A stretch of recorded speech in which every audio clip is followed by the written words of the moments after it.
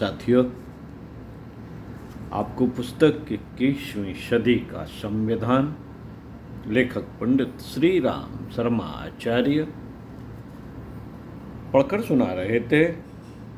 पृष्ठ 28 से सत्संकल्प का तीसरा सूत्र आपको पढ़कर सुनाते हैं। आइए सुनते हैं।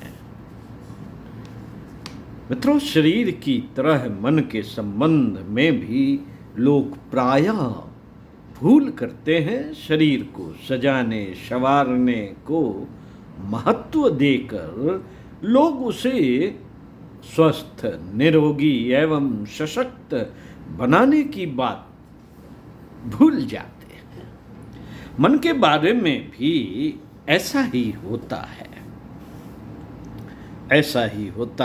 मनोबल बढ़ाने और मन को स्वच्छ एवं सुसंस्कृत बनाने की बात पर ध्यान नहीं दिया जाता।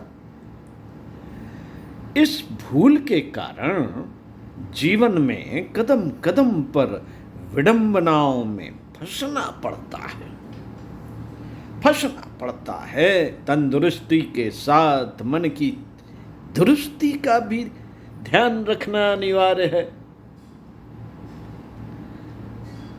स्वस्थ शरीर में मन विकृत हो तो उद्दंडता, अहंकार प्रदर्शन पर पीड़ा जैसे निकृष्ट कार्य होने लगते हैं।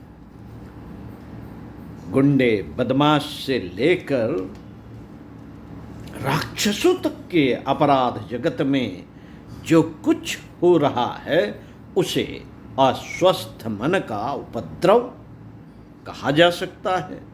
मन यदि अच्छी दिशा में मुड़ जाए, आत्म सुधार, आत्म निर्माण और आत्म विकास में रुचि लेने लगे तो जीवन में एक चमत्कार ही प्रस्तुत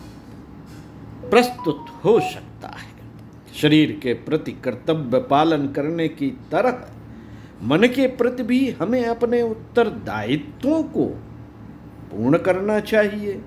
कुविचारों और दुर्भावनाओं से मन गंदा, मलिन और पतित होता है। अपनी सभी विशेषता और श्रेष्ठताओं को खो देता है। इस स्थिति से सतर्क रहने और बचने की आवश्यकता को अनुभव करना हमारा पवित्र कर्तव्य है। मन को सही दिशा देते रहने के लिए स्वाध्याय की वैसी ही आवश्यकता है जैसे शरीर को भोजन देने की।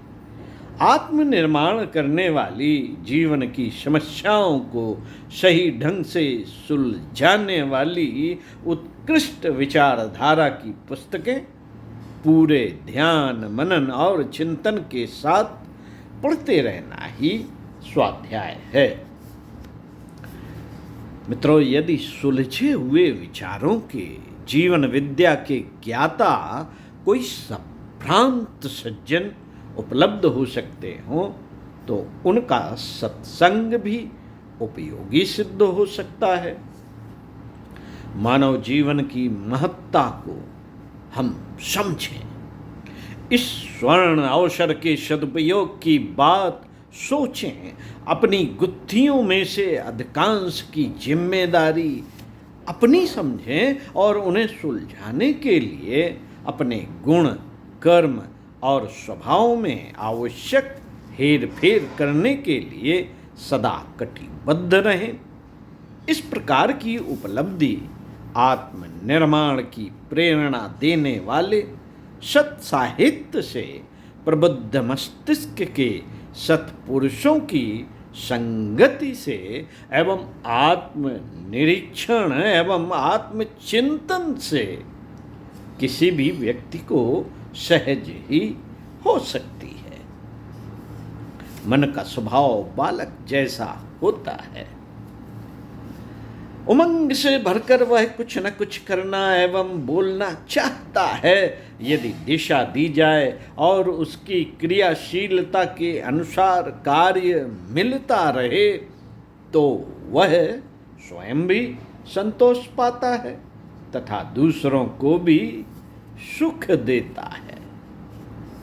मन के लिए उसकी कल्पना शक्ति के अनुसार सद्विचारों एवं सद्भावनाओं का क्षेत्र खोल दिया जाए तो वह संतुष्ट भी रहता है तथा हितकारी भी सिद्ध होता है। इसने कृतज्ञता, सौहार्द, सहयोग आदि के विचारों को बार बार दोहराया जाए तो मन में कुविचारों और दुर्भावनाओं को जगह न मिलेगी। परिस्थिति एवं वातावरण के प्रभाव से बहुत बार मन पर उनका असर होने लगता है।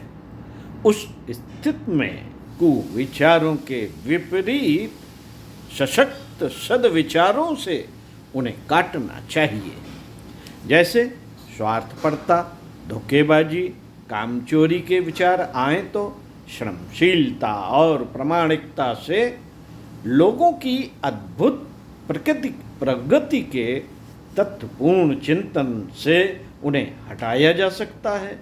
यदि किसी के विपरीत आचरण पर क्रोध आए या द्वेष उभरे तो उसकी मजबूरी समझकर उसके प्रति करुणा आत्मीयता से उसे धोया जा सकता है।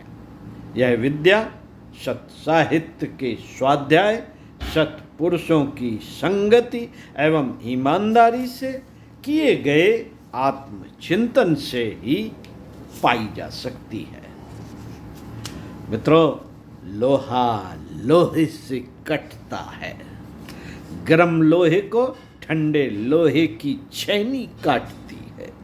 चुने हुए कांटे को निकालने, चुभे हुए कांटे को निकालने के लिए कांटे का ही प्रयोग करना पड़ता है।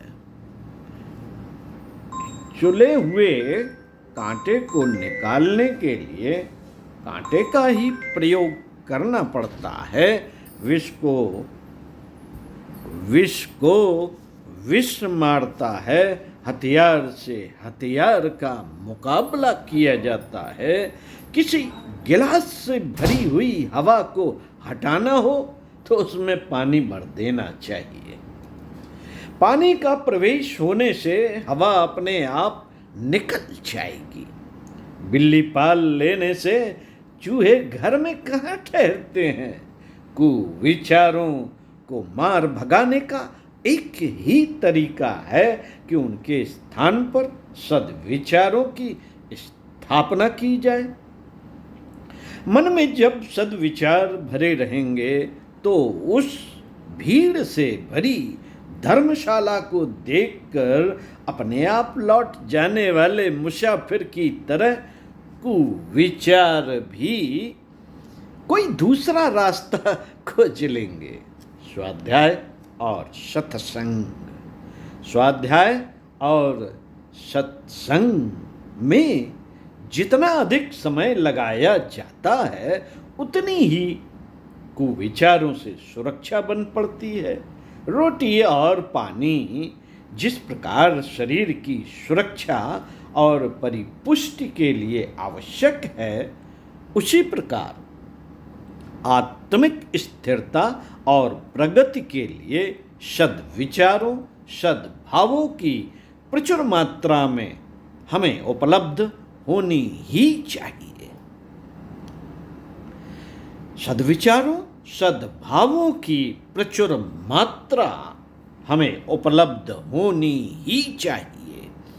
इस आवश्यकता की पूर्ति स्वाध्याय और सत्संग से, मनन और चिंतन से पूरी होती है।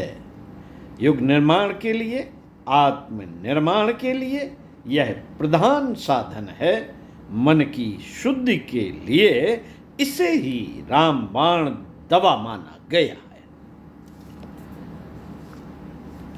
साथियों, इसी क्रम में आपको अगले वीडियो में पढ़कर सुनाएंगे मन को कुविचारों और दुर्भावनाओं से बचाए रखने के लिए स्वाध्याय एवं सत्संग की व्यवस्था रखे रहेंगे।